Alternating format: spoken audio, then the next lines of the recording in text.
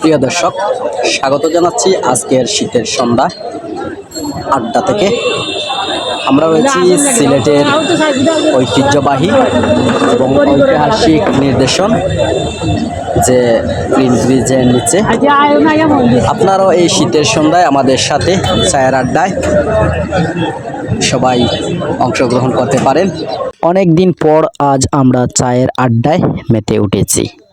আমার হাতে রয়েছে রং চা। এই কুদুলের সন্ধ্যাবেলায় এক চমৎকার এক চায়ের চুমুক দিলাম, বেশ ভালো লাগছে। চারিদিকে পরিবেশের সৌন্দর্যগুলো উপভোগ করে করে চা খেতে কতই না দারুণ লাগে। আর নদীটায় যেমন একবারে নেই যেন কোনো স্রোত, এবং নদীর পাড়ে খুবই শিরশির বাতাস, বেশ এক চমৎকার।